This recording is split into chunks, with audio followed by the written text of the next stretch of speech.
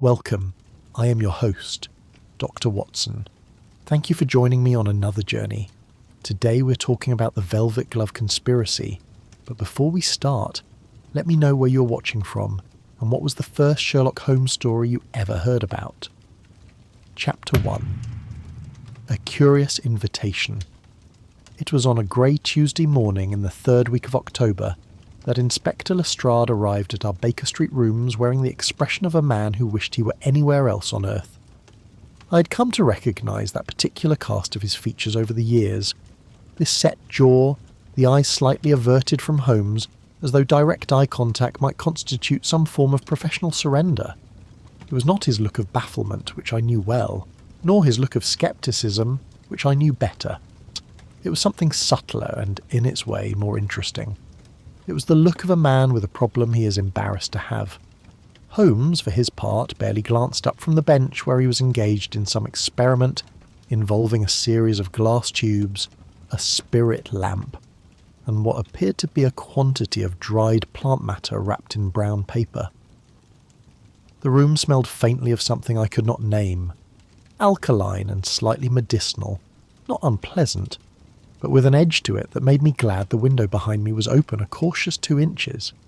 "Sit down, Lestrade," Holmes said, before the inspector had spoken a word. "You have come from the yard rather than directly from the field. Your boots are clean, but your coat carries the particular dust of Whitehall corridors. You have been in a meeting with a superior officer this morning. But you did not enjoy it." Lestrade sat. He removed his hat and turned it once in his hands, which was, for him, an eloquent gesture. "Lord Westbury is dead," he said. Holmes set down his glass rod with great care and gave Lestrade his full attention. Something shifted in his posture, not alarm precisely, but the particular quality of stillness that preceded engagement, the way a hunting cat becomes more still, not less, as the prey comes nearer. "Lord Harlan Westbury," Holmes said. It was not quite a question. "The same. Died in his bed 4 nights ago in the early hours of Thursday morning. His physician certified cardiac failure without hesitation. Westbury was 61, not a lean man, had a history of overwork and poor sleep. There was nothing at the scene to give anyone pause." Lestrade paused. "Except the nephew." "Tell me about the nephew." "A Mr. Gideon Westbury, barrister, 28 years old. Lord Westbury had no children and was on good terms with Gideon, who stands to inherit the bulk of the estate. He came to the yard yesterday morning, not with accusations, mark you, just with a concern. He says his uncle was in extraordinary health for a man of his age. Swam every morning, walked from his townhouse to his club regardless of weather, had not seen a physician for anything serious in 11 years. And beyond the health question, there is this." Lestrade reached into his coat and produced a small square of paper in an evidence envelope, which he set on the table between them. Holmes did not reach for it immediately. "What else did the nephew tell you?" "That Lord Westbury had been involved in a legal matter. Something to do with old patents, industrial ones, technical business. I didn't follow every thread of it. Westbury was intending to bring a case against the estate of the late Sir Edmund Ashworth Price. According to Gideon, his uncle told him some weeks ago, quite directly, that he believed the other party would rather he dropped the case than proceeded, that if anything happened to him unexpectedly, the legal matter should be the first place anyone looked." I found myself leaning forward from my chair by the window. Holmes, I noticed, had not moved at all. "And yet your physician found nothing," Holmes said. "Our physician found nothing, which means there is nothing, almost certainly. Cardiac failure in a man of his age and build is not remarkable, whatever the nephew says about swimming and constitutionals. But the nephew has written to 2 members of Parliament who are associates of his uncle, and there is political pressure now to at least make a thorough examination of the matter before the file is closed. My superintendent wants it done quickly, and wants it done by someone whose name will carry weight if the conclusion is simply that Lord Westbury died in his bed of natural causes." Lestrade allowed a pause, "which is why I am here rather than assigning it to one of our own men." Holmes smiled at that very slightly, and at last picked up the evidence envelope. He drew the note out with 2 fingers and held it so that we could both read it. It was a small card, cream-coloured, of fine quality.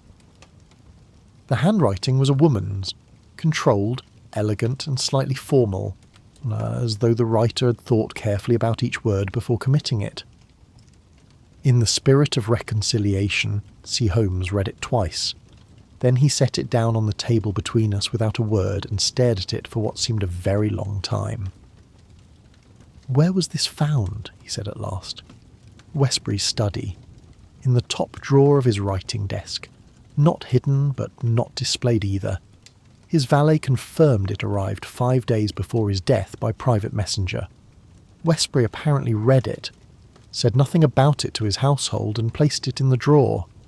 In the spirit of reconciliation," Holmes repeated softly, as though tasting the phrase. "Not as a gesture of reconciliation. Not as a token of reconciliation. In the spirit of. The phrasing is precise, almost legal. Whoever wrote this chose their words the way a solicitor chooses a clause." "Holmes," said Lestrade with the weary patience of a man who had been down this road before, "it is a 3-word sentiment on a calling card." "It is 5 words and an initial," Holmes said pleasantly, "and it is the most interesting thing you have shown me in 6 months. He rose from the bench abruptly, stretching his long arms above his head in a manner that would have seemed theatrical in any other man. "I will need to see the body before burial if the nephew can arrange it. I will need access to Westbury's townhouse, study, bedroom and dressing room in particular, and I will want the name and address of the physician who issued the certificate." Lestrade stood, clearly relieved. "I can arrange all of it. Gideon Westbury is keen to cooperate. He has delayed the burial at considerable family inconvenience. He was hoping someone would look more carefully before it was too late." He was right to delay. Holmes was already moving toward the mantelpiece, lifting his pipe from its rack with the purposeful air of a man whose mind was already 3 steps ahead of the room he occupied. "Tell me, Lestrade, did your preliminary inquiries reveal anything about Westbury's movements in the 48 hours before his death? Any particular engagements?" He attended a reception. The night before he took ill. The Hartley-Moore household in Belgrave Square. Dinner, drinks, usual sort of thing. Left around 11, his valet says. Complained of fatigue when he arrived home. By 3:30 in the morning he was dead. "A reception," Holmes said. He looked at me. "Ah, Watson." "I am available," I said before he could ask. "Good man." He turned back to Lestrade. "One further question before you go. The initial, the C on this note. Your people made inquiries?" "Some. There were several women in Westbury's social circle with names beginning with C." "The most obvious connection given the patent dispute is Lady Constance Ashworth Price, the widow of the man whose estate Westbury was taking to court. But we had no basis to push further on that without something more solid than a single letter." Holmes nodded once, as though something had been confirmed rather than introduced. After Lestrade had gone, I sat for a time in silence while Holmes stood at the window, looking down at Baker Street with his pipe unlit in his hand. The October morning had turned wetter while we talked, or the pavement below was grey and streaked, and the few pedestrians passing were hunched against a thin rain that seemed to have arrived without announcement. "Do you know anything of Lord Westbury?" I asked at last. "Enough. He was a man of considerable means and considerable principle. A combination that made him, in certain circles, considerably inconvenient. He served briefly in the Foreign Office in his younger years, then turned to the law and to industry. A careful man, methodical, not the sort to make enemies through recklessness." Holmes tapped the cold pipe against his palm. "The sort, rather, to make enemies through thoroughness. You think it murder?" "I think the note is wrong," Holmes said simply. "A woman who genuinely wishes to reconcile with an adversary does not word her gesture as though it were testimony. And a man who genuinely feared for his life, and who then received such a note from the person best placed to harm him, such a man does not place the note quietly in a drawer and attend a social reception." He paused. "Unless the note came with something else, something pleasant, something he had no reason to distrust." I thought about that for a moment. A gift of some kind. Holmes did not answer. He was looking at the card again, which he had carried from the table to the window with him, and his expression had settled into that remote, concentrated quality that meant he was no longer quite present in the room with me. "Watson," he said eventually, still looking at the card, "what do you know of aconitine?" The question arrived so casually, so disconnected from anything that had visibly preceded it, that for a moment I simply blinked. Then the medical instinct asserted itself. "Derived from monkshood," I said. "A cardiac toxin. Acts on the sodium channels of the heart muscle. Produces arrhythmia. Symptoms begin with tingling and numbness, typically at the extremities, followed by weakness, bradycardia, and in sufficient doses cardiac arrest. It is indistinguishable from natural cardiac failure in most post-mortem examinations, unless you are specifically screening for it. Why do you ask?" Holmes set the calling card down on the windowsill. "Because a man does not casually mention that his hands have gone dreadfully numb from the cold," he said quietly, "when he is standing in a warm reception room in October." He turned from the window at last, and there was in his grey eyes that particular light, sharp and cold and alive, that I had learned, over many years, to associate with the beginning of a case that would not easily let either of us go. "Have your coat and stick ready by 9 tomorrow morning," he said. "We're going to visit Lord Westbury." I looked at him. "He is dead, Holmes?" "Precisely," said Sherlock Holmes, "which means he cannot yet have told us everything he knows." Chapter 2. The House of the Dead. The rain had not improved by morning. It fell in thin, persistent curtains across the Marylebone streets as our cab made its way south through traffic that was already thick at the 9:15, the horse's breath rising in white plumes against the cold air. Holmes sat beside me in the usual attitude, coat collar up, hands in his pockets. Easy eyes fixed on some middle distance that had nothing to do with the streets we were passing through. He had not spoken since we left Baker Street. Gideon Westbury met us at the door of his uncle's townhouse in Gloucester Place himself, which told me something about him before he had said a word. He was a lean young man with a solicitor's careful eyes, and a grief he was managing with the determined practicality of someone who had decided that feeling it properly could wait until the matter was resolved. He shook Holmes's hand with the firmness of a man placing a bet he intends to stand behind. "Thank you for coming, Mr. Holmes. I know this may amount to nothing." "It will amount to something," Holmes said, stepping inside without ceremony and handing his coat and stick to the waiting housemaid in a single fluid movement. "It already has. I should like to see your uncle's body first, then the study, then the dressing room, in that order, if you please, and I will want to speak with the valet before I leave." Gideon Westbury blinked once, then led the way upstairs without further preamble. I approved of him for not asking questions. The body of Lord Harlan Westbury lay in the first-floor bedroom in the composed stillness of a man caught mid-sleep, which is to say, he looked almost peaceful, which is to say the death had arranged him more kindly than death usually manages. He was a broad, heavy-built man, even in repose, the kind of physical presence that insists on being noticed, now merely insisting on being acknowledged. His hands were folded on the coverlet. I examined them carefully while Holmes moved around the room in silence. The hands told a story.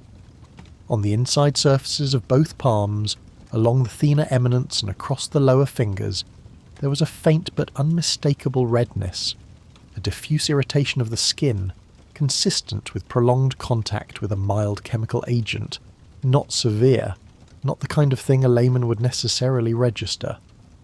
But to a trained medical eye, examining closely under the good light from the window, it was there. "Holmes," I said quietly.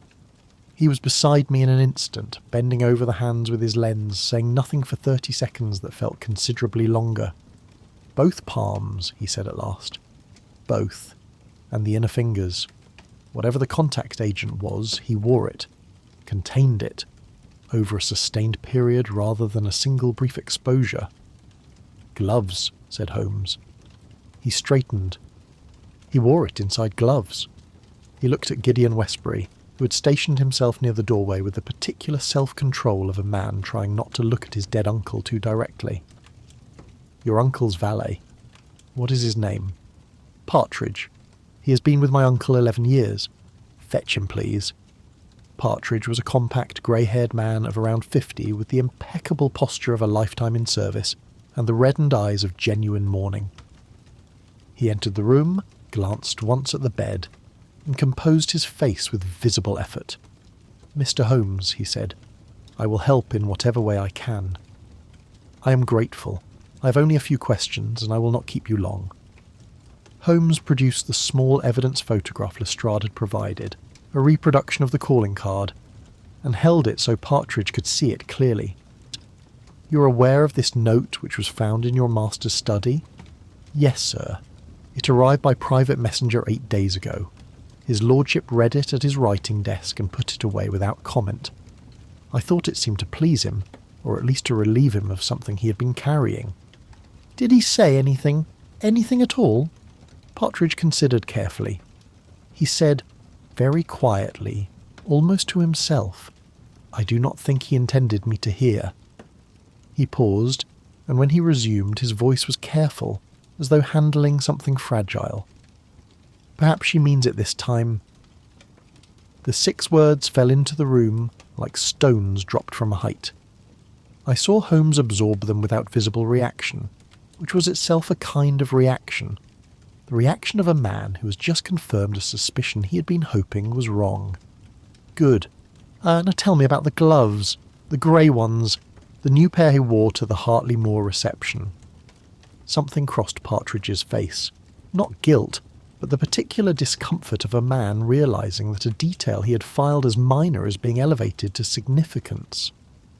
"They were a fine pair, sir, grey kid, gentleman's large, a very good quality of continental finish. They arrived 4 days before the reception, with a delivery from what I took to be a milliner or glover. A young woman brought them to the door and said they were a pre-ordered item. His lordship had made no mention of ordering them, but he accepted them without question when I showed him the accompanying note. He seemed to understand what they were. He wore them to the reception. From the moment he dressed until he sat down to dinner, yes, sir. He removed them then. He always did at table. I helped him with his evening clothes when he returned home, and I did not see the gloves among his things." Partridge paused. "I assumed they had been mislaid at the reception house. I intended to make inquiries the following day, but by morning—" He stopped. "By morning other things had happened," Holmes said, not unkindly. "One more question. At any point during the evening, before he left for the reception, or when he returned, did your master mention any discomfort in his hands?" Partridge was quiet for a long moment. "When he came home," he said slowly, "he was tired. I put that down to the late hour and a long evening. But he did rub his hands together a great deal while I helped him undress.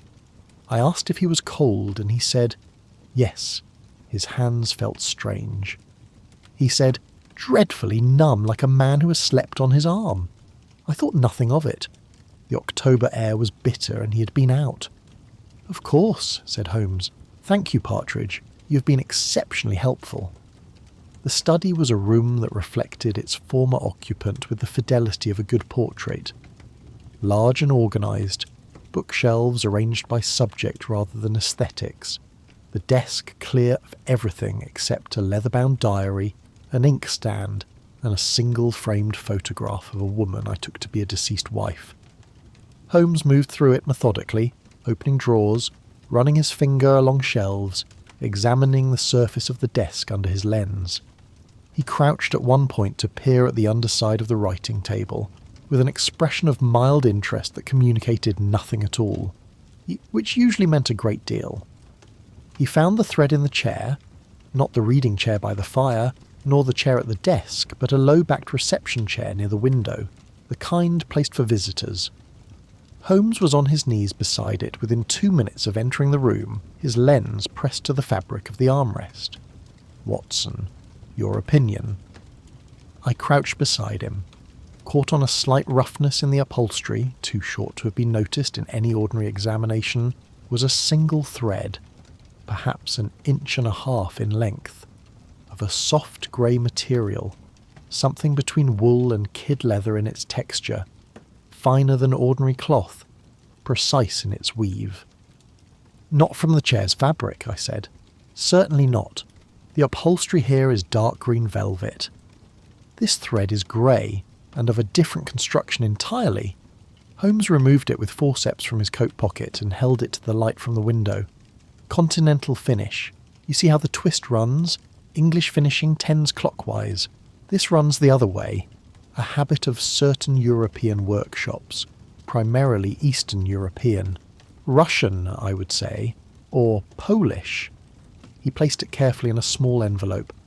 "This thread came from a glove, a grey kid glove, made by someone who learned his craft east of Vienna. From the gloves he was wearing when he visited whoever sent him that note," I said.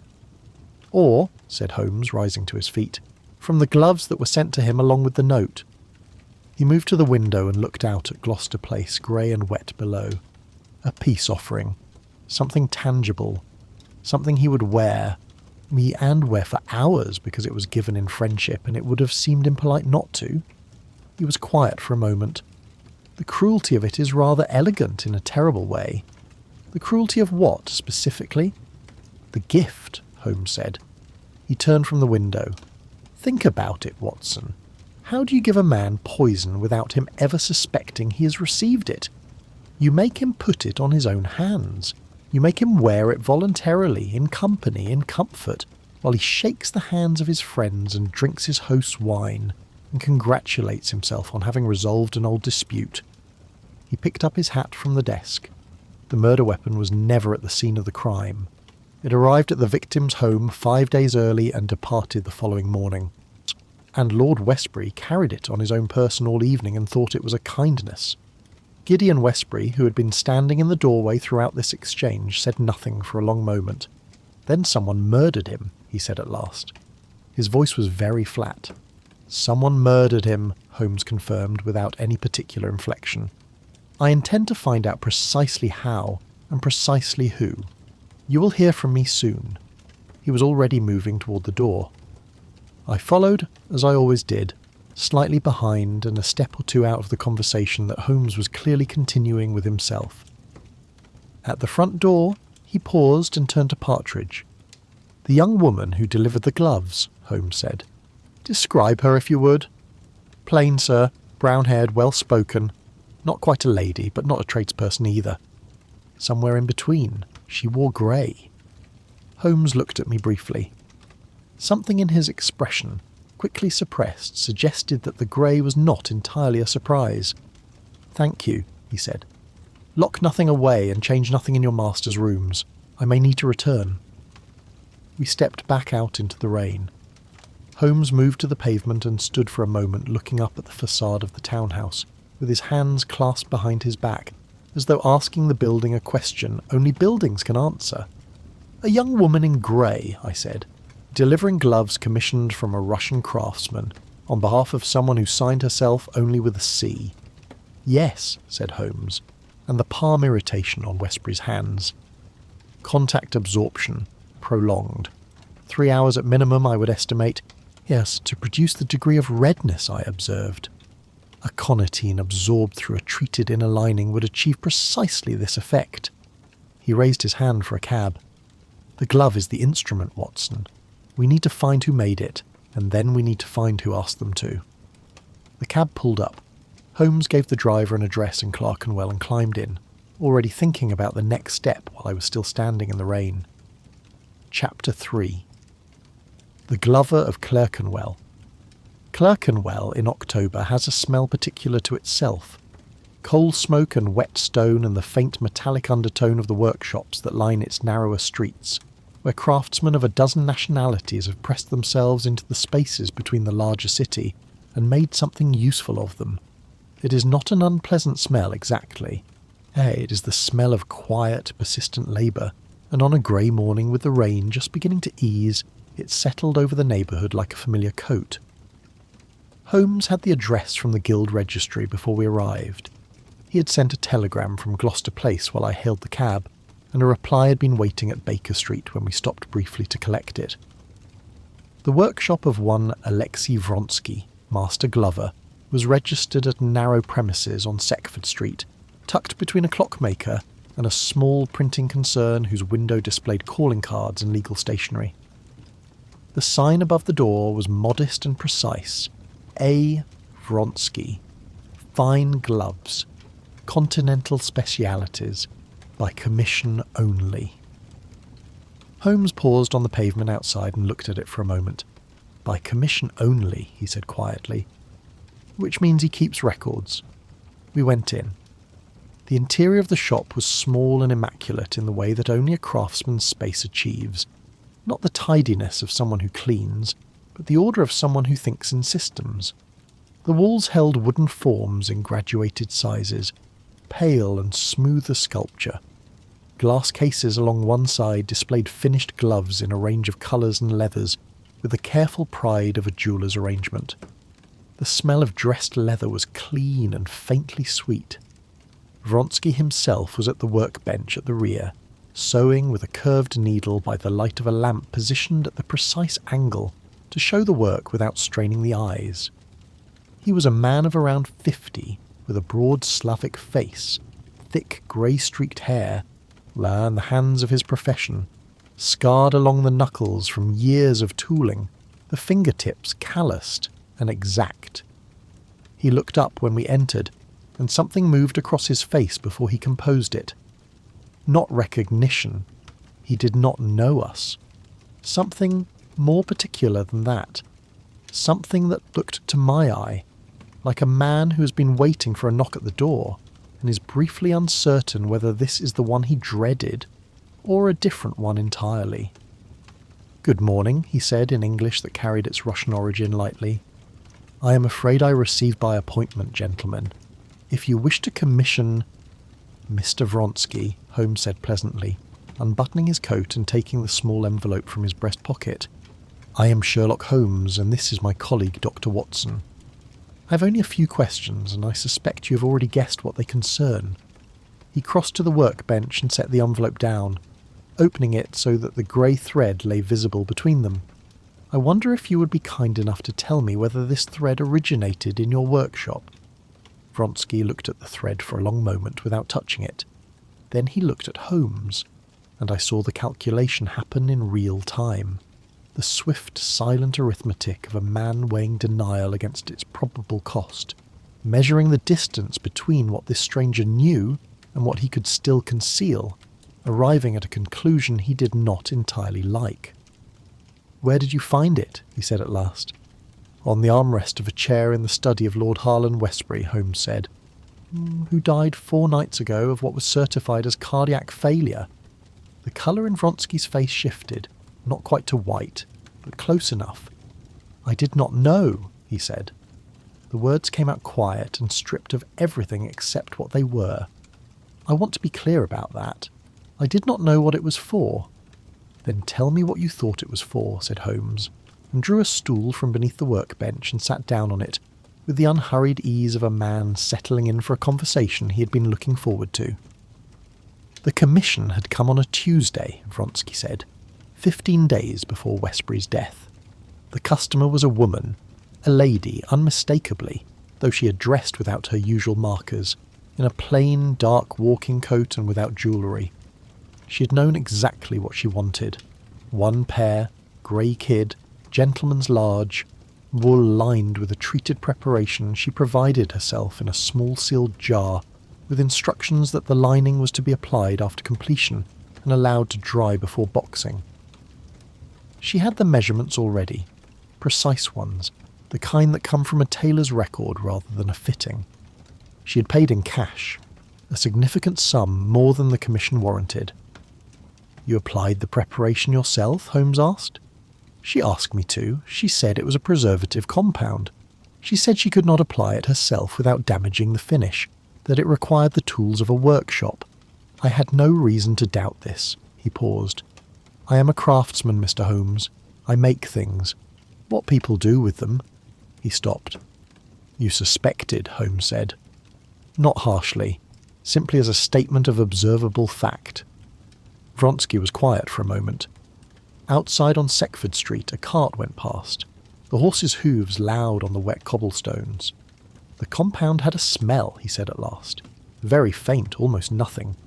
But I have handled enough materials in this trade to know when something is not a preservative. Preservatives smell of linseed, of beeswax, of turpentine.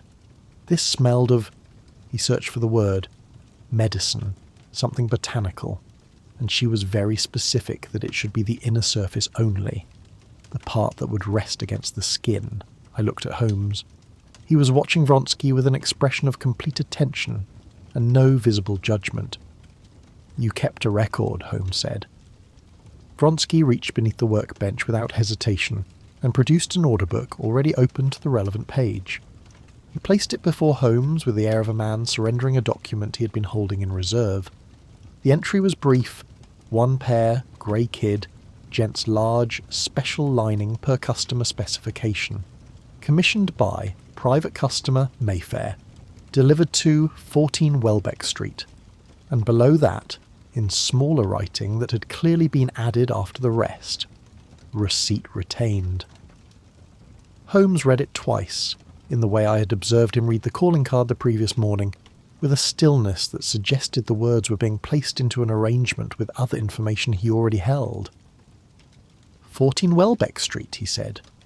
A young woman collected them, Vronsky said.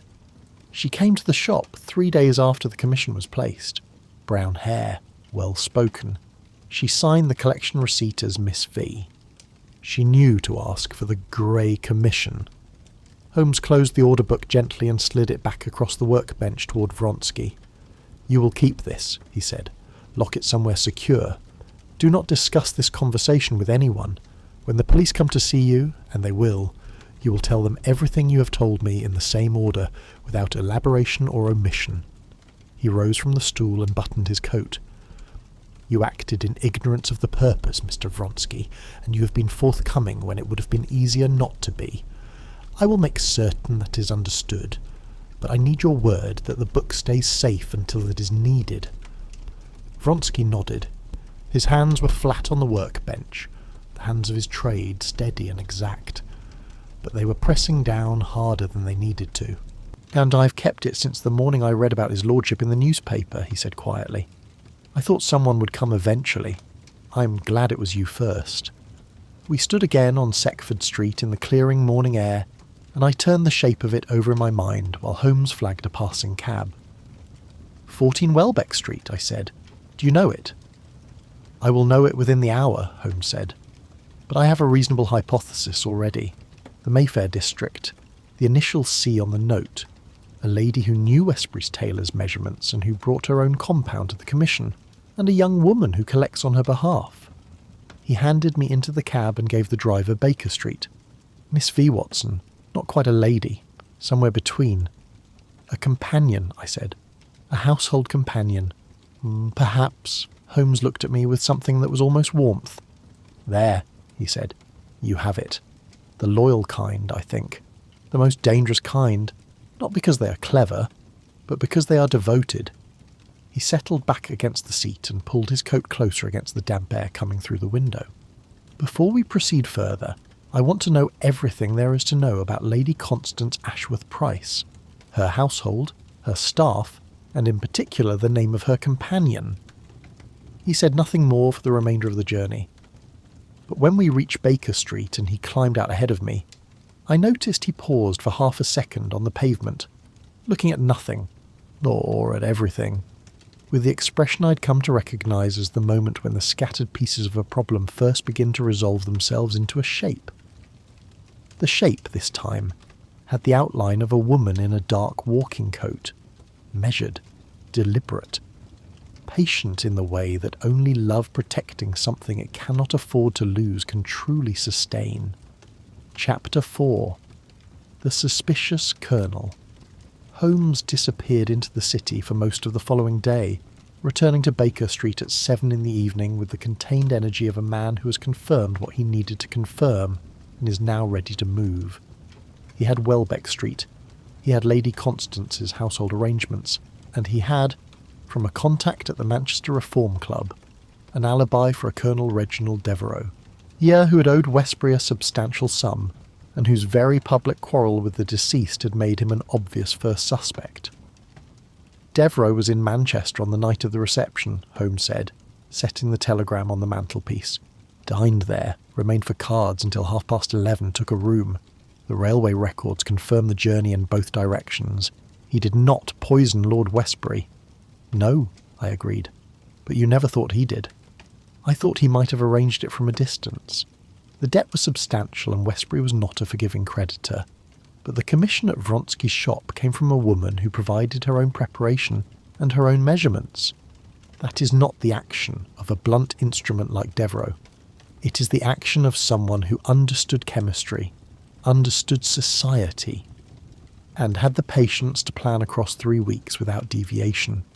He turned from the mantelpiece. We shall call on the Colonel tomorrow morning regardless. He is hiding something. Not the murder, but something. And I want to know what it is before it becomes inconvenient. Colonel Reginald Devereux received us in the smoking room of his club on St. James's Street at 11 the following morning, and he received us in the way of a man who has spent the intervening hours constructing a version of himself he considers presentable. He was a large, florid man in his late 50s, with a guardsman's bearing gone slightly to softness, and the colouring of someone who had spent a career outdoors and a retirement indoors. "Mr. Holmes," he said, "I have been expecting someone." I confess I expected a policeman. "Inspector Lestrade may follow in due course," Holmes said pleasantly, settling into the offered chair. "For the moment I am conducting an informal inquiry on behalf of Lord Westbury's nephew. I am hoping you can help me understand the nature of your relationship with the deceased." Relationship. Devereux weighed the word with visible displeasure. I knew Westbury. We moved in some of the same circles. We were not friends. "You owed him money." £4,000. A private loan, taken 2 years ago, at terms I considered reasonable at the time. I had every intention of repaying it. The interview that followed was revealing in a way Devereux had not intended. Holmes was watching not his words but his hands, resting on the arms of his chair with excessive stillness, the kind of stillness that is its own form of tension. When Holmes mentioned the Criterion betting rooms, the chalk dust on Devereux's cuff, the stiffness in his right hand, the bluster left the Colonel's face entirely. "The debt to Westbury is not the only debt," he said quietly. "There are others, more recent ones. I borrowed from the regimental fund during my last year of service to cover a shortfall. If that comes out in the course of a public inquiry into Westbury's death, my reputation and what remains of my social standing are finished. That is what I am protecting, Mr. Holmes. Not a murder I did not commit." "You were in Manchester," Holmes said, "on the night of the reception." "I was. I can prove it 6 ways over." "I know. I've already verified it." Holmes rose and buttoned his coat. "Your gambling debts and your regimental indiscretion do not interest me in the context of this investigation. If they become relevant, I will tell you before they become public." He offered his hand. "One final question. In your dealings with Westbury, did you ever encounter or hear mention of a Lady Constance Ashworth Price?" Something moved in Devereux's expression, recognition, and beneath it, a faint and involuntary wariness. "I know who she is. I know there was a legal dispute between her and Westbury over the Ashworth Price patents. I know she is a formidable woman." He paused. "I know that 2 weeks before Westbury died, he told me, in confidence, during our argument, when things were said that perhaps neither of us intended, that he believed Lady Constance would do whatever was necessary to protect what she had inherited. He used the phrase whatever was necessary with some emphasis." "Did he elaborate?" "No," he moved on. "I put it down to the heat of the moment." Devereux looked at Holmes steadily. "Do you think she—" "I think several things," Holmes said pleasantly. "Good morning, Colonel. You have been more helpful than you perhaps intended." We walked back along St. James's in the thin autumn sun, and I turned the interview over in my mind as we went. "He is hiding the embezzlement," I said. "Nothing else." "Nothing else," Holmes agreed. "The guilt is real and the alibi is solid, and the two are entirely unrelated." He raised his collar against the wind coming up from the park. Westbury told him Lady Constance would do whatever was necessary. That is not the language of a man who has received a peace offering in good faith. He was suspicious of the note, Watson. He accepted the gloves anyway. I stopped walking. "Why?" I said. "If he suspected—" "Because he was 61 years old and tired of fighting," Holmes said simply. "And because the alternative was a court case that would humiliate both parties and enrich only their solicitors. And perhaps because, at the very last moment, he chose to believe that people were better than his experience of them had suggested." He was quiet for a moment, looking down the long perspective of St. James's Street. It was the most human decision he ever made. It was also the last one. He walked on. I followed and said nothing, because there was nothing useful to say. Chapter 5. The Hartley-Moore Reception. The Hartley-Moore household in Belgrave Square was the kind of establishment that opens its doors to investigators with the particular reluctance of people who consider scandal a form of bad weather, something that happens to other people, and which one's domestic arrangements should be sufficient to keep out. The butler who received us managed to communicate, without saying anything actionable, that our presence was unwelcome, our inquiry distasteful, and our coats inadequate for the neighbourhood. Holmes handed him his card without apparent awareness of any of this. "Mr. and Mrs. Hartley-Moore are not at home," the butler said, which meant they were at home and had decided not to be. "I don't require Mr. and Mrs. Hartley-Moore," Holmes said pleasantly. "I require the footman who managed the cloakroom during the reception of the 14th, and the senior housemaid who received a caller the following morning. Both of them are certainly at home." A short silence, during which the butler recalculated. Then, "If you would wait in the morning room." The footman's name was Thomas, and he was 23 years old and genuinely frightened, not of Holmes, but of the thing he had unwittingly been part of, which he had been assembling in his own mind since reading the Westbury death notice, and arriving at a conclusion he had been trying not to examine too directly. He confirmed what Partridge had told us. Lord Westbury had arrived at 8 o'clock wearing grey kid gloves of fine quality. He had removed them at dinner. Thomas had collected them along with several other items and placed them in the cloakroom. "In the morning," Holmes said, "you had a caller." "A young woman, sir. She came to the tradesman's entrance at around 9:30, said a pair of gloves had been collected in error the previous evening, that they belonged to her employer and had been placed among the reception guests' things by mistake. She was very polite about it, very organised. She knew exactly what she was looking for. Grey kid, gentleman's large. She described them before I'd said a word. You gave them to her. I had no reason not to. They were there among the uncollected things, and she described them precisely." "Describe her," said Holmes. "Plain, brown hair, neat, well-spoken. Better than her dress suggested, if you follow me. Not a lady, but not ordinary service either. The sort of person you'd call a companion in a good house." He paused. "She wore grey. A grey coat. Dark buttons. I remember because it matched the gloves, which seemed— I don't know. At the time it seemed ordinary. Now it seems like something else." "It is something else," Holmes said, not unkindly. "You could not have known. One more question. Did she give a name?" "She signed the collection note as Miss V. Just the initial." Holmes looked at me briefly with an expression that said, "The same initial. The same young woman. The same grey coat." The circuit was closing. In the cab heading back north, I turned my notebook over in my hands and looked at what I had written. "The gloves completed their journey," I said. "From Vronsky's shop to Lady Constance's hands, into the commission, and on to Westbury at the reception. Collected the following morning and destroyed.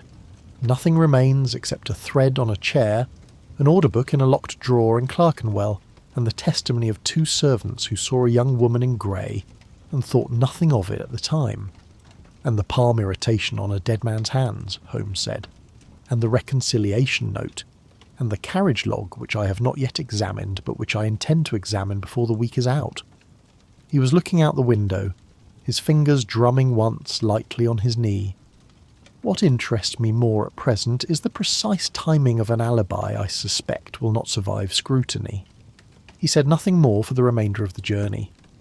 But I had come to know over many years the quality of Holmes's silence when a case was nearing its resolution, not the silence of puzzlement nor of rest, but the silence of a man counting down to something he already knows. Chapter 6.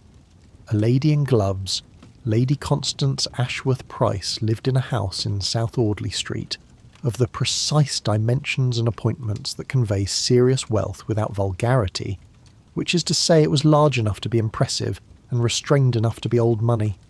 The footman who received us conveyed our cards with the unhurried efficiency of a household that is never caught unprepared, and returned within 3 minutes to lead us to a first-floor sitting-room where Lady Constance was waiting, as though she had expected us for some time.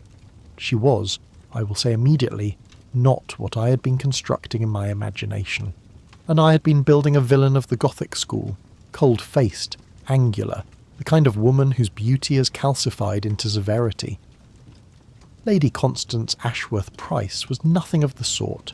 She was perhaps 50, handsome in the way of a woman who has always been handsome, and has stopped thinking about it, with dark eyes that were both intelligent and entirely warm. She rose as we entered, and extended her hand to Holmes with the easy confidence of a woman who has spent her adult life making rooms comfortable. "Mr. Holmes," she said, "I have read of your work with great interest. Please sit down. And Dr. Watson, I have read your accounts as well. You're very kind to his methods." "He earns it," I said, which made her smile. The smile was genuine. That was the thing that unsettled me. Us settling into my chair while Holmes arranged himself across from her with his customary appearance of comfortable attention. She was not performing warmth. She simply had it, the way some people do. A natural social ease that made the room feel smaller and safer than it was. She wore gloves. I noticed it at the same moment Holmes did, because I saw his gaze drop to her hands for exactly a fraction of a second before returning to her face. They were her own gloves, not dress gloves. A pale ivory kid, soft and close-fitting, the kind worn indoors by an elderly lady with cold hands, or by someone who has a reason to keep her palms covered. Lady Constance was not elderly, and the room was well heated. She wore them as naturally as if she had forgotten she had them on, which is precisely the way a careful person wears something they have decided must appear unremarkable. "I understand you've been making inquiries about Lord Westbury's death," she said. She said it without any particular weight, the way one mentions a shared acquaintance's illness. I was sorry to hear of it. He and I were not on easy terms in recent months, but I take no pleasure in any man's death. "Of course not," Holmes said. "I hope the legal matter will now find a natural resolution." "I hope so too. It has been a great strain." She folded her hands in her lap, the gloved hands lightly clasped. "I imagine his nephew will take a less aggressive position. Lord Westbury was the engine of the dispute. Without him, I expect it will find its own quieter ending." "That is often the way," Holmes said agreeably. Then, without any apparent change of register, "I wondered if you might tell me about the reconciliation note you sent him." A pause that lasted perhaps a second and a half, not long, but present. "Certainly," she said. "I had been thinking for some time that the dispute had become disproportionate. Lord Westbury was determined to prosecute it to its conclusion regardless of the cost to either party. I thought a gesture of goodwill might open a conversation about a quieter resolution." She met Holmes's eyes with the steady directness of someone who has nothing to hide, or has decided to perform having nothing to hide with such conviction that the distinction ceases to matter. "I wrote to him. He did not reply directly, but I was told through intermediaries that he received the note in a positive spirit." "And did you send anything with the note? A gift of some kind, in the spirit of reconciliation?" The pause this time was imperceptible. She had been waiting for this question, or one very like it, and she had her answer already. "No," she said. "The note alone. I thought anything more elaborate might seem calculated." Holmes smiled pleasantly. "Quite right." He tilted his head a fraction. "Forgive a slightly oblique question, Lady Constance. You knew Lord Westbury socially over the years. Would you happen to know his glover? The name of his tailor, perhaps? Men of his standing are often particular about their makers." Something moved behind her eyes, very small, a ship adjusting its course by half a degree in a wide ocean. "I knew him socially," she said. "Not intimately. His tailor, I couldn't say. Holmes, I noticed, had turned to look at the window. What a pleasant aspect you have from here, he said, as though the investigation had dissolved entirely into social pleasantry. South Audley Street keeps its trees longer than most of Mayfair. He paused and looked back at Lady Constance with the expression of a man who has just remembered something minor. The Hungarian engineer, Barani, was it? The one whose original patents formed the basis of the dispute. I understand he died some years ago. 11 years, Lady Constance said, and then stopped, because she had answered too quickly and she knew it. The room was very quiet for a moment. 11 years. The number delivered without hesitation, without calculation, or without the slight delay of someone accessing a distant professional memory. The number of a woman who had been carrying it, precisely, for a very long time. Holmes rose. "Thank you, Lady Constance," he said, as though nothing of any significance had occurred. "You have been extremely gracious. I'm sorry to have taken your time over what is, I hope, a straightforward matter." She rose with him, the social reflex flawless. "Not at all. I hope you find whatever you're looking for, Mr. Holmes." She paused. "May I ask, do you think Lord Westbury was wronged in some way?" Holmes looked at her for a moment with an expression I could not entirely read, and I had been reading Holmes's expressions for many years. "I think Lord Westbury made a decision at the end of his life," Holmes said carefully. "That was very human and very understandable. Whether he was wronged depends rather on your perspective." He buttoned his coat. "Good afternoon." Outside on South Audley Street the afternoon had turned cold, the sun already thinning toward evening. I walked beside Holmes in silence for half a block before I could contain myself no longer. "The gloves," I said. "She was wearing them indoors." "She was wearing them indoors," Holmes confirmed. "Ivory kid, close-fitted, the inner seam along the thenar eminence slightly thickened, which suggests she has worn them consistently, and the leather has compressed against repeated pressure." He walked on. "She handled the treated gloves during the final inspection, Watson. She applied the preparation herself, the actual saturation of the lining she did alone. She was not careful enough. A trace of aconitine absorbed through brief skin contact with an already treated surface. Not enough to harm her, but enough to produce faint irritation that has persisted.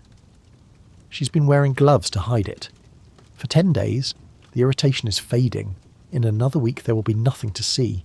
But she does not know precisely when it will clear, so she wears the gloves until she's certain." He turned his collar up.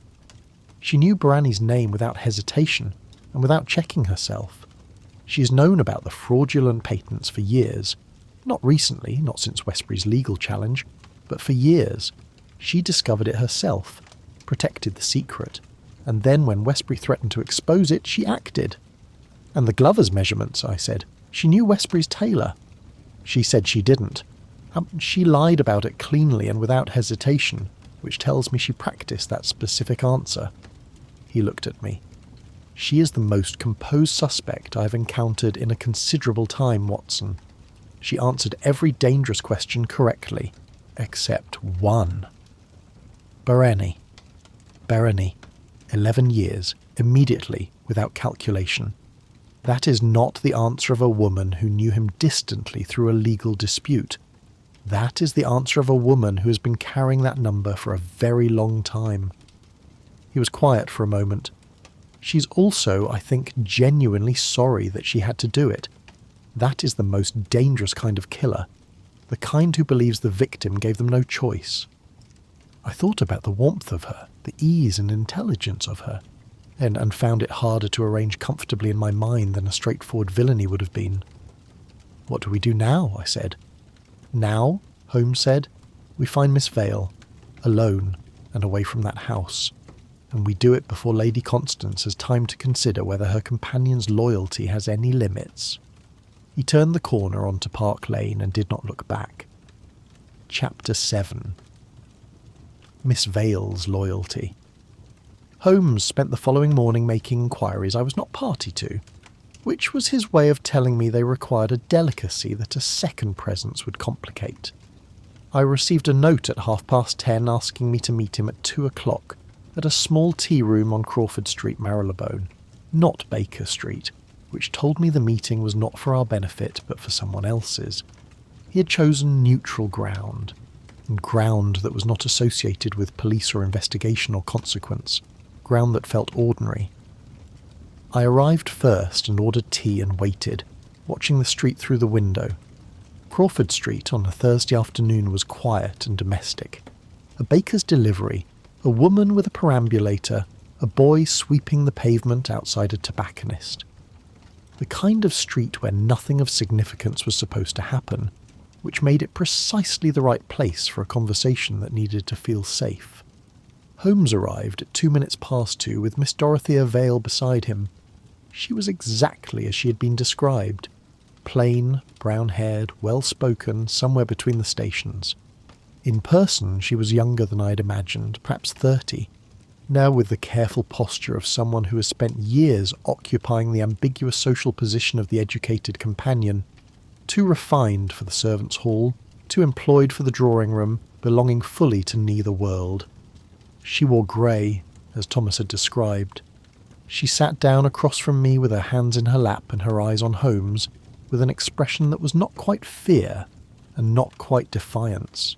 Something between the two, held in careful equilibrium. Holmes poured the tea himself. It was an unusual domestic gesture for him, and I understood it as a deliberate one, putting her at ease, reducing the formality, making the occasion feel like a conversation rather than an examination. "Miss Vale," he said, "I am grateful you agreed to see me." "You gave me little choice," she said. Her voice was steady and low. "Yeah, you spoke to the footman. You spoke to Mr. Vronsky. You have spoken to Lady Constance." She looked at him directly. "You know what I did." "I know what you did," Holmes agreed. "I am more interested in what you understood yourself to be doing." A silence. Outside on Crawford Street, the baker's cart turned the corner and disappeared. "I delivered a pair of gloves," she said, "to Lord Westbury's household, as a gift from Lady Constance, and I retrieved them the following morning from the Hartley-Moore house." She paused. "I did not ask what was in them." "But you knew," Holmes said quietly. The equilibrium held for another moment. Then something in it shifted. Not breaking exactly, but yielding, the way ice yields at the edge when the temperature has been above freezing for long enough. "I knew that whatever was in them was not a kindness," she said. "Lady Constance does not make gestures of kindness toward people who are trying to destroy her. I have known her for 9 years, Mr. Holmes. I know the difference between what she means and what she says. And you chose not to examine the difference too closely. I chose to trust her judgment." Her chin lifted slightly. "She has protected me for 9 years. When I came to her, I had nothing. No family, no position, no prospects beyond genteel poverty. She gave me a home and a purpose and treated me as something real, something with value." She looked at her hands. "When she asked me to do something, I didn't ask questions, because she had never asked me to do anything that wasn't in the end necessary." "Necessary," Holmes repeated softly. Lord Westbury was going to take everything from her. Not just the money, the memory of her husband, the name, the position she had spent 30 years building. He was going to stand in a court of law and say that everything she had was built on stolen work, and he was going to be believed, and she was going to be left with nothing except the knowledge that the man she had loved and buried was a fraud. Miss Vale looked up. "I do not ask you to approve of what she did. I ask you to understand that she had no other door." Holmes was quiet for a moment, watching her with the particular quality of attention he brought to things that required genuine consideration rather than mere analysis. "Your loyalty is admirable," he said at last. "I wonder, though, and I ask this sincerely, not as a manoeuvre, whether it is fully returned." Miss Vale looked at him. Something moved in her expression that she did not try to suppress. "What do you mean?" "I mean that Lady Constance has had 10 days since Lord Westbury's death to consider her position. She is an intelligent woman, perhaps the most intelligent I have interviewed in the course of this case. She will have understood before I arrived on her doorstep yesterday that the chain of evidence leads through a Russian craftsman in Clerkenwell, through a delivery, through a retrieval, and arrives at a young woman in a grey coat. Holmes set down his teacup. She has not, to my knowledge, taken any steps to protect you. She has not moved you to a safer position, or provided you with a story, or arranged any form of legal representation on your behalf. She has, as far as I can determine, made no provision for you at all. The silence that followed was of a different quality from the ones before it. She trusts me, Miss Vale said, but the words came out a fraction slower than they should have. She trusts your loyalty, Holmes said, which is not the same thing as reciprocating it.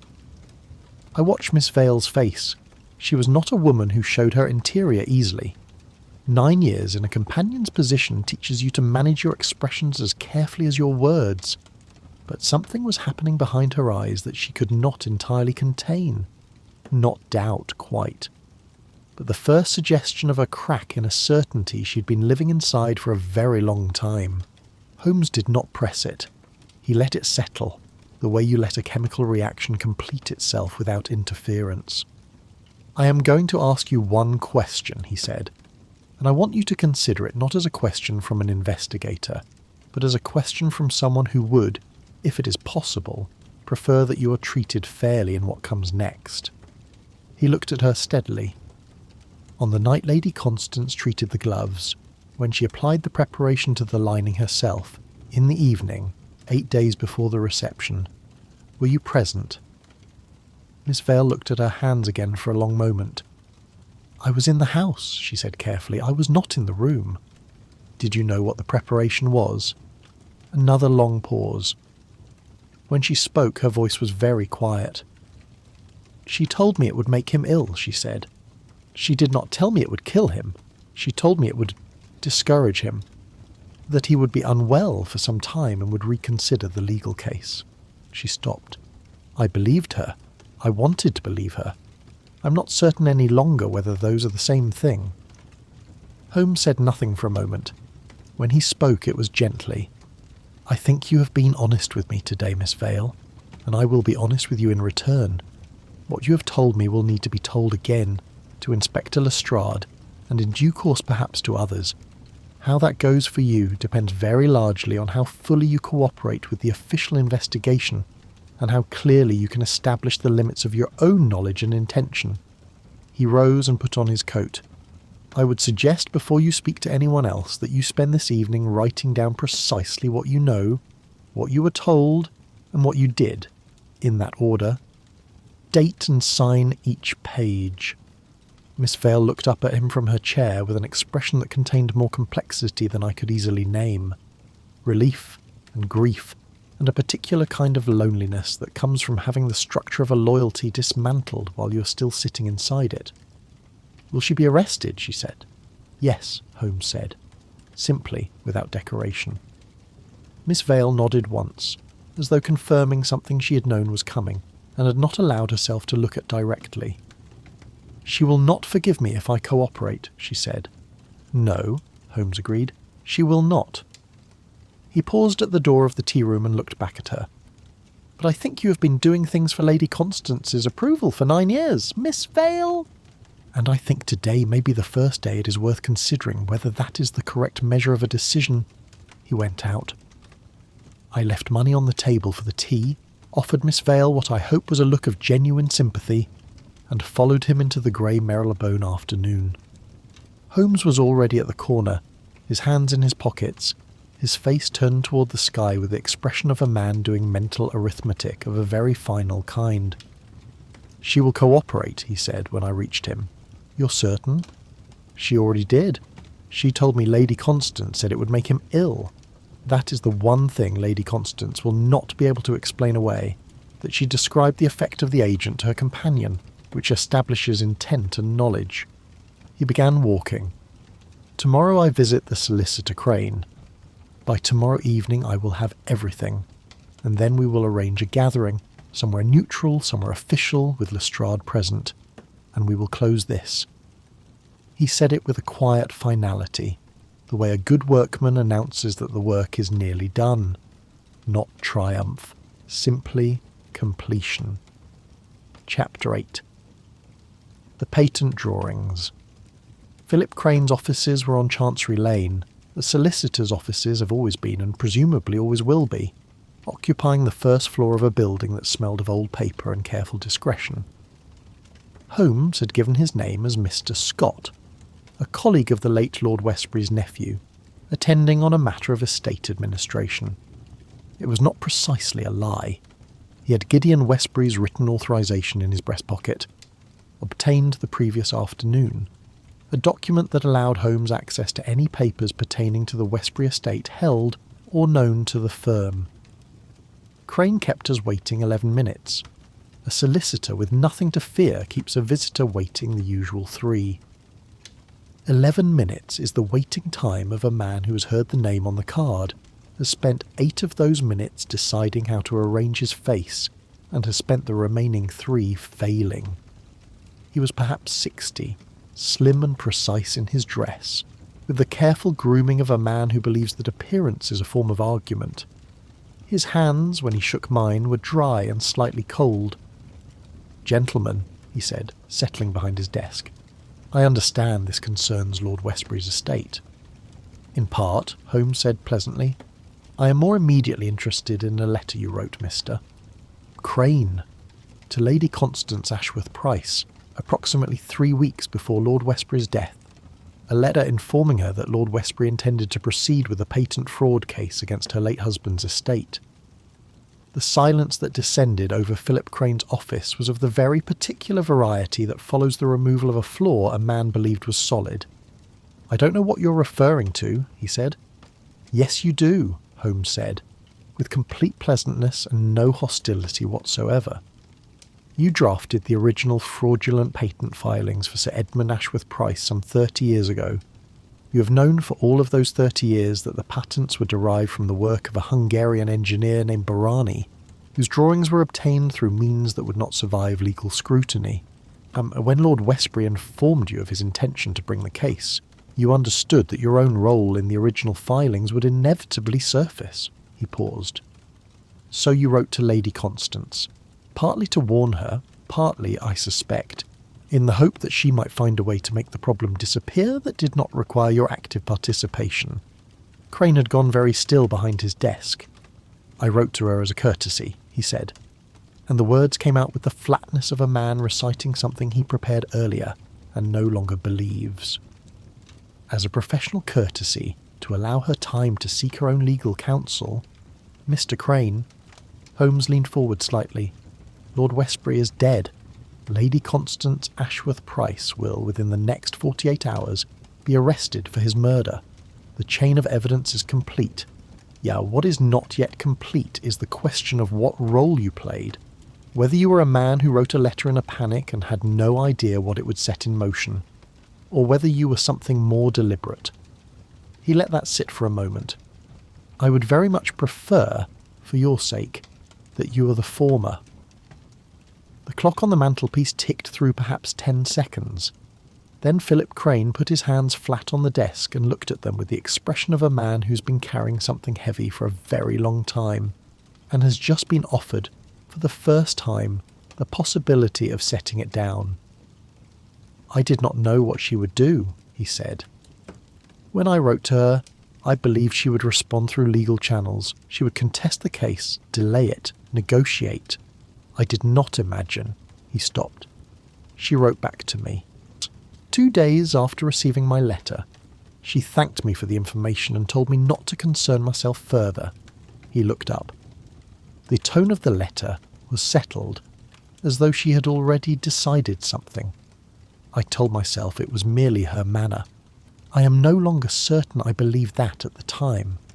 "The letter she wrote to you," Holmes said. "Do you have it?" Crane opened the bottom drawer of his desk without hesitation, and produced an envelope which he held for a moment before placing it on the desk between them. The gesture had the quality of a man surrendering a document he has been keeping, not as evidence but as insurance, something to produce at the right moment, if the right moment ever came. "I kept it," he said simply. I'm not sure I could tell you precisely why." Holmes took the envelope and read the letter inside without passing it to me. His expression as he read was entirely still. Then he folded it carefully and placed it in his breast pocket. "Your cooperation will be noted," he said, "in detail.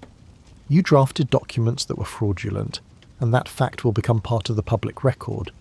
I cannot prevent that. But the distinction between a solicitor who made a grave error 30 years ago and one who participated knowingly in a murder is a very significant distinction, and I will make certain it is drawn clearly." He stood. "One final matter. Lord Westbury's safe.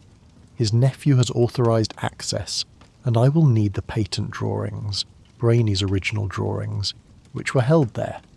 Crane nodded.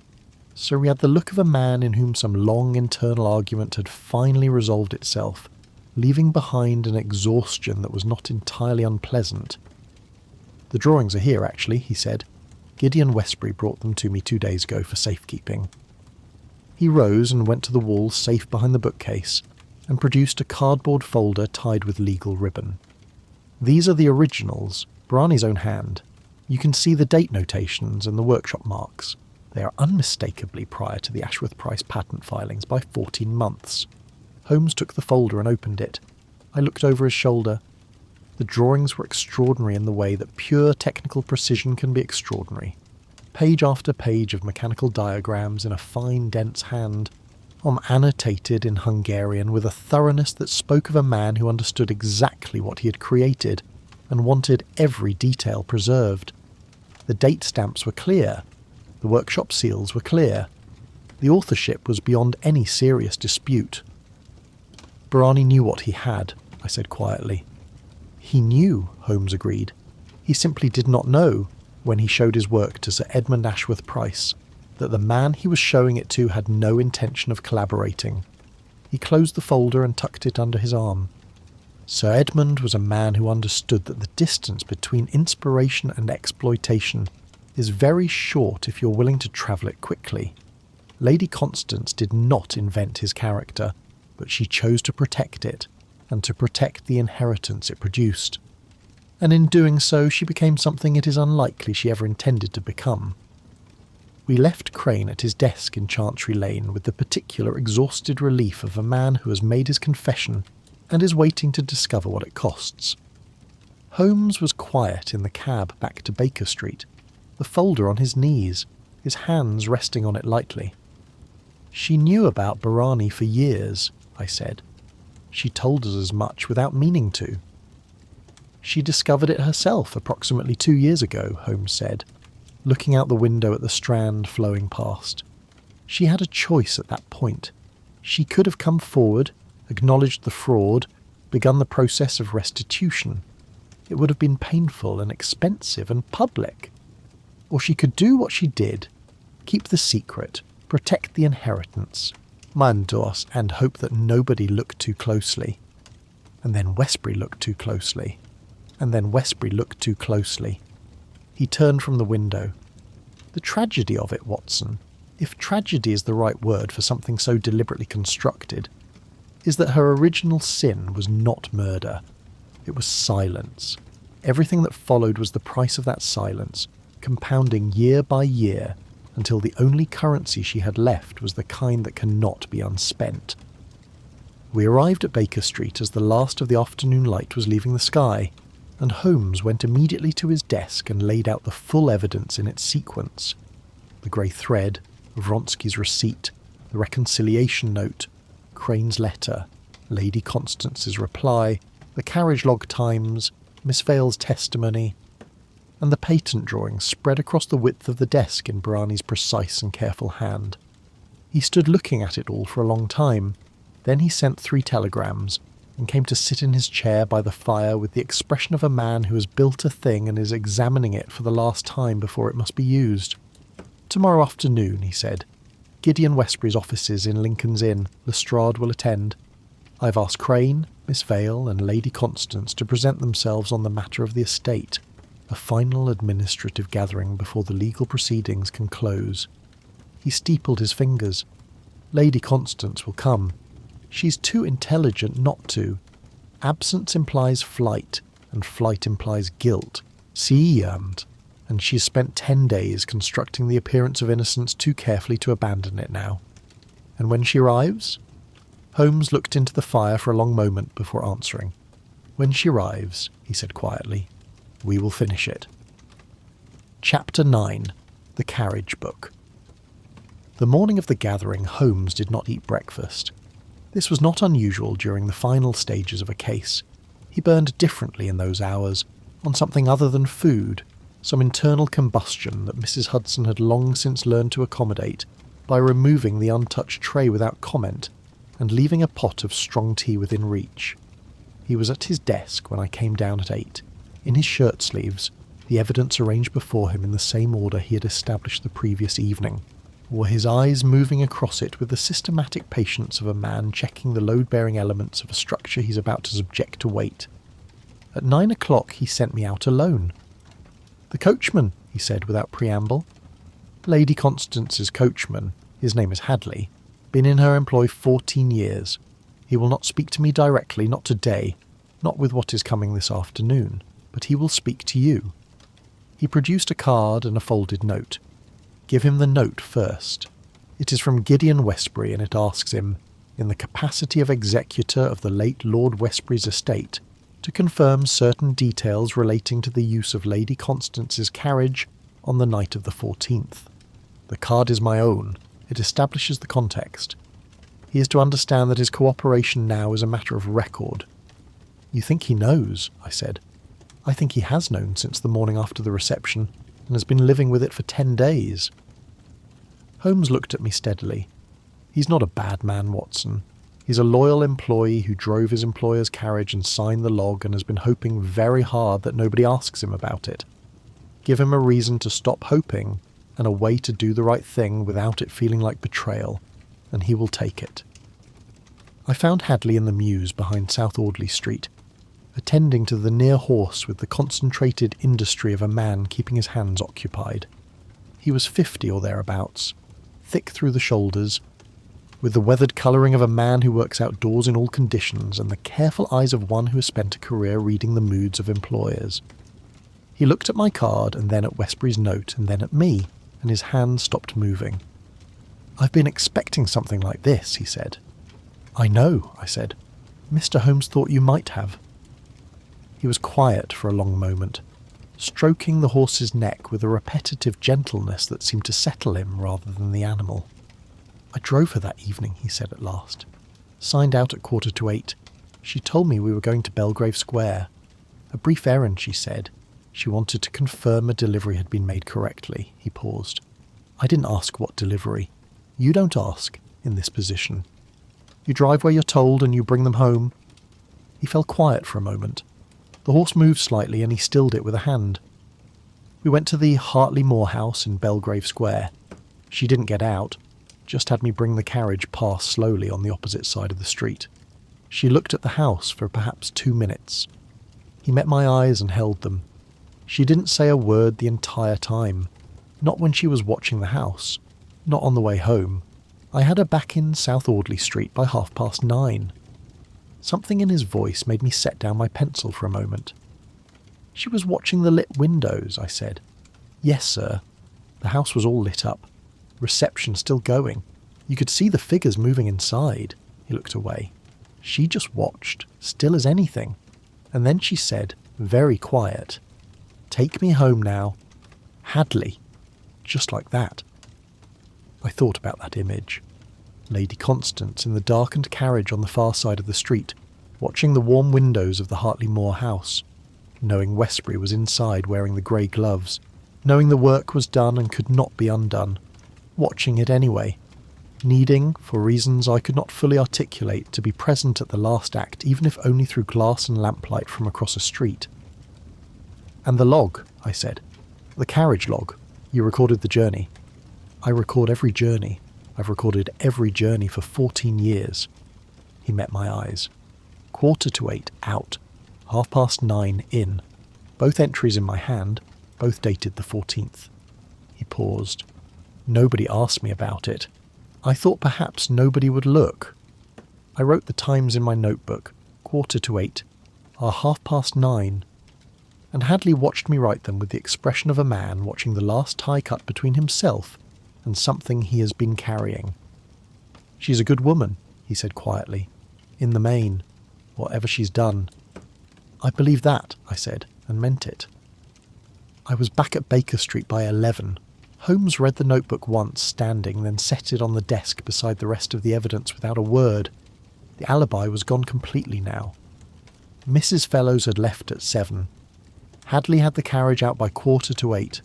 Lady Constance had driven to Belgrave Square, confirmed with her own eyes that Westbury was at the reception wearing the gloves she had prepared, and returned home. I kept returning to what Hadley had described, the stillness of her, the silence on the ride home, the simple instruction to take her home now. It was the action of a woman who had done a terrible thing and needed to acknowledge it privately, even once, before returning to the life she had protected. Not triumph, not even relief, simply the need to witness the truth of what she had done. It made her, in a strange way, harder to condemn. It also made her precisely as guilty as she was. "Lincoln's Inn at 2, Holmes said. He had put on his coat and was checking the contents of his breast pocket with the methodical care of a man going into a situation he intends to control completely. "Lestrade will be there. Crane and Miss Vale have confirmed. Gideon Westbury will receive us." He paused. "Lady Constance has not yet replied to the summons. Do you think she'll come?" "She came to South Audley Street 10 days ago and received us with perfect composure," Holmes said. "She has maintained the appearance of innocence through an investigation that has been closing around her for a week. She will come because not coming is the one move she cannot make. It concedes everything without the possibility of defence." He picked up his hat. "She will walk into that room, Watson, and she will be as composed and as gracious as she was in her sitting room, and she will sit down among the people who can destroy her, and she will wait to see what I actually have." He looked at me with an expression I could only describe as the particular gravity of a man who does not relish what comes next, but will not flinch from it. "And then I will show her." Chapter 10. The Velvet Glove revealed Gideon Westbury's chambers in Lincoln's Inn were on the second floor of one of the older buildings, a room of dark panelling and legal volumes and the general atmosphere of a place where serious things are said and recorded. Lestrade was there when we arrived, standing by the window with his hat in his hands, looking out at the inn's courtyard with the expression he always wore before an arrest. Not quite anticipation, not quite discomfort, but something honestly between them. "Everything in order?" Holmes asked him. "2 constables in the courtyard," Lestrade said. "Plain clothes. They won't move without my signal." He looked at Holmes steadily. "You're certain?" "Completely," Holmes said. Crane arrived at 10 minutes to 2, grey-faced and precise. Vaughan took a chair against the wall with the posture of a man who has decided that self-effacement is his best available position. Miss Vale arrived 3 minutes later, alone, wearing the same grey coat, her face composed with an effort I found painful to observe directly. She sat apart from Crane without looking at him. Lady Constance arrived at 2 o'clock precisely.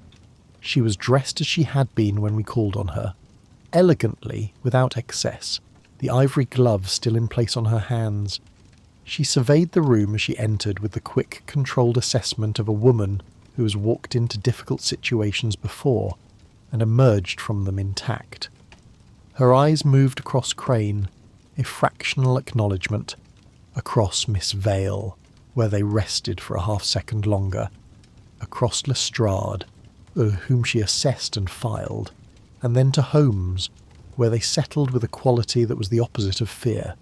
It was the quality of a worthy opponent taking the measure of the board. "Mr. Holmes," she said, "you have arranged quite a gathering." "Thank you for coming, Lady Constance," Holmes said. "Please sit down. This will not take long."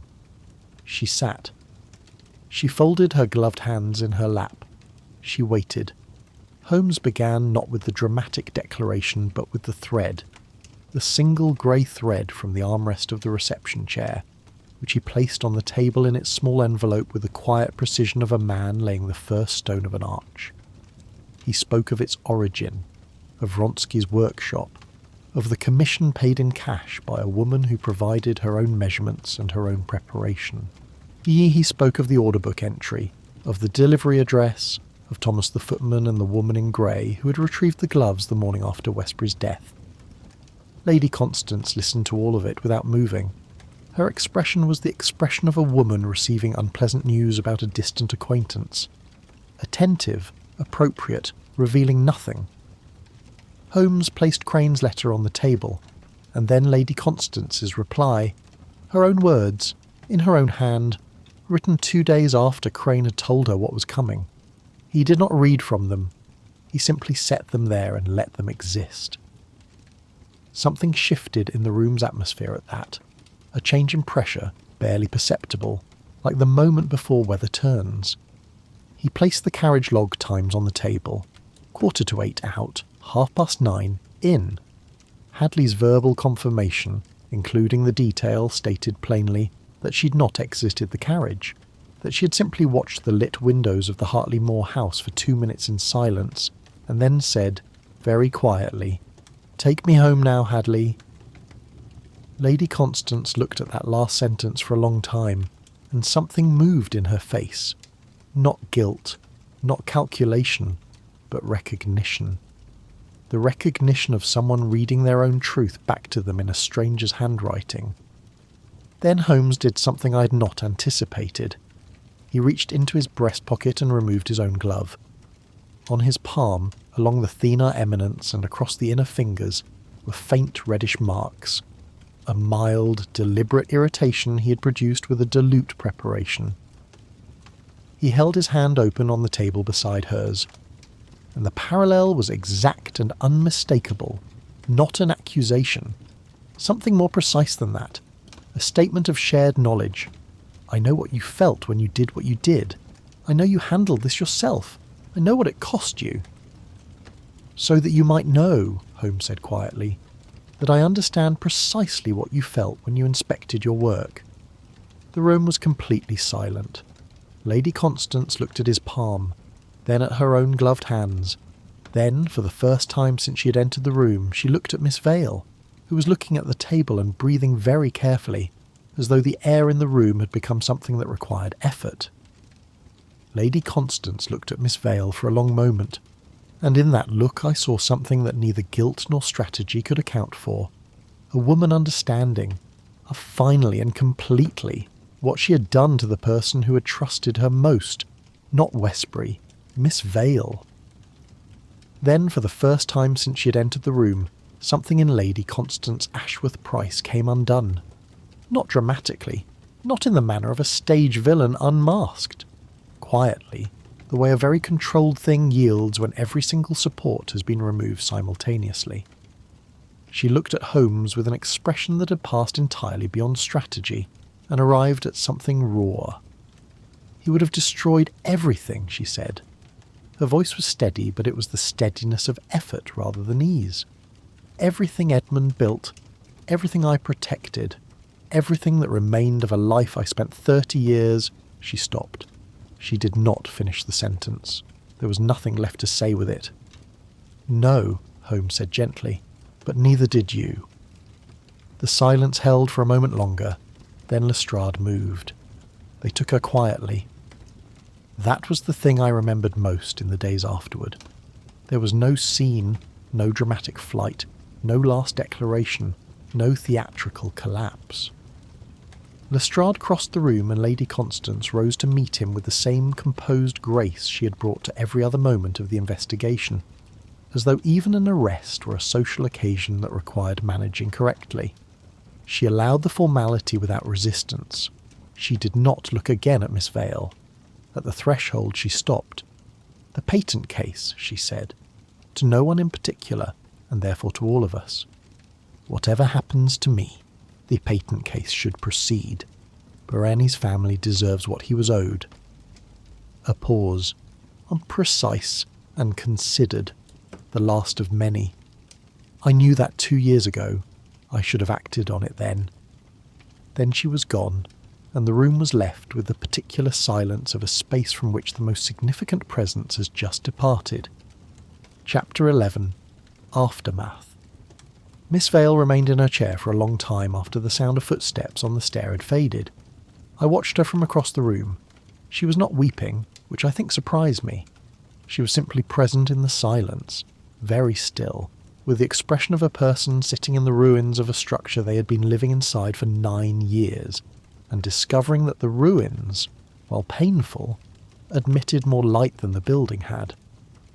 Holmes spoke to her quietly before we left. I did not hear what he said. She nodded once, and something in her face, very slowly, all resolved itself toward the kind of expression that precedes a different kind of future. Not happiness, it was too soon, and the wrong word entirely. Something more provisional than that.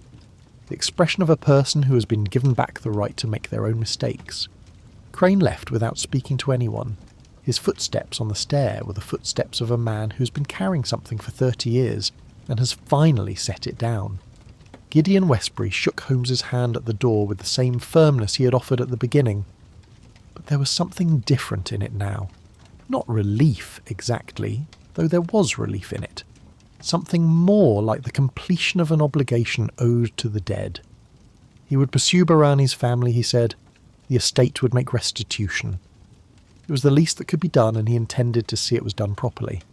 Holmes said he was glad to hear it, and meant it. We walked back from Lincoln's Inn through the early evening, which had turned cold and clear, the kind of autumn evening that scrubs the London air briefly clean and makes the city look, for an hour, like a place where reasonable things might happen.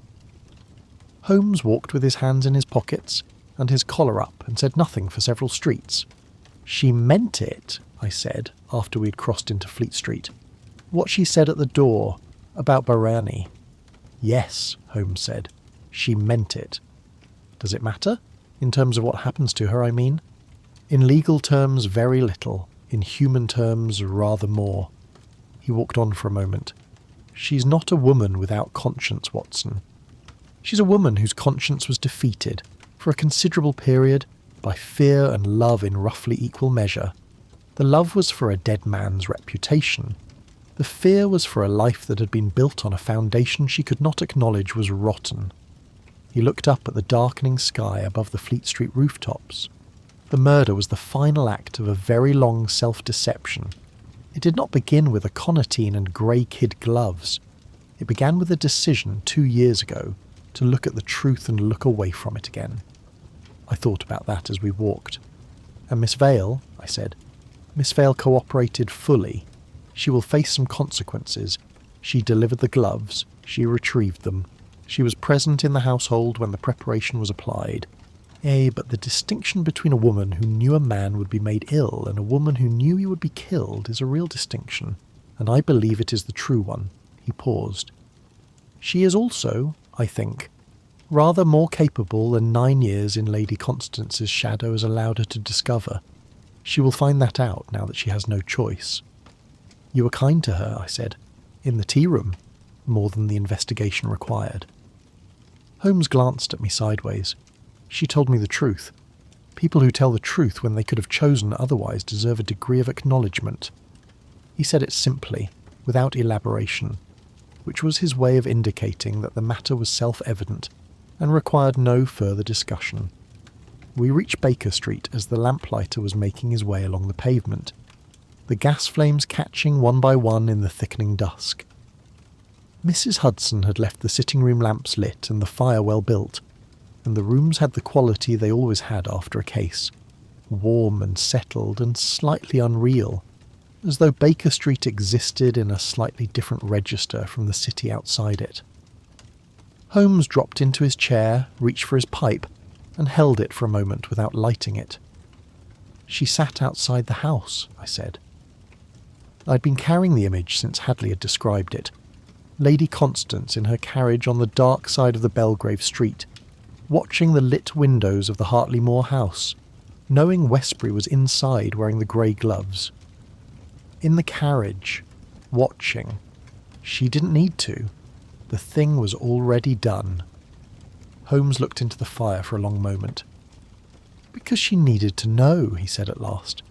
Not to confirm. She had no reason to doubt the preparation, but to witness it in some sense, to be present at the final act even from a distance, even in the dark, across a street, through a lit window. He paused.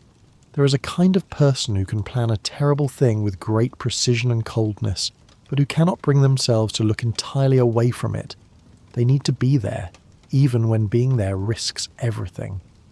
He lit the pipe at last, and the smell of tobacco mixed with the smell of the fire and the smell of Baker Street in autumn, which is a smell I will carry with me all my life. "She will be convicted," I said. "She will be convicted," Holmes said. "The evidence is complete and unambiguous. It is the clearest case I have assembled in some time. It is also, in its way, one of the saddest." We sat in the firelight for a while after that without speaking, which was its own kind of conclusion. Epilogue, Baker Street, November. I wrote the case up from my notes over the following fortnight, while the legal proceedings moved through their early stages with the methodical gravity of the law at work. Lady Constance's trial was set for the new year.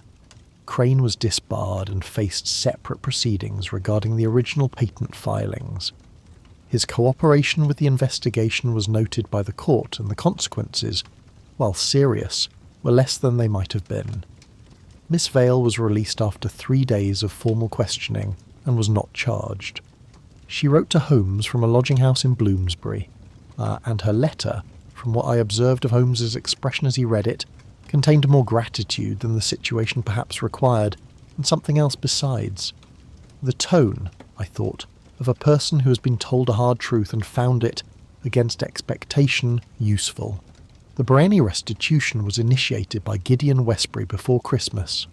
The engineer's daughter, living in Budapest, was located through a genealogical inquiry, and was informed that the patents her father had created 30 years ago had been properly attributed at last. What she felt upon receiving this information I cannot say. Some wrongs, when they are finally corrected, have been wrongs for so long that the correction brings its own complicated weight.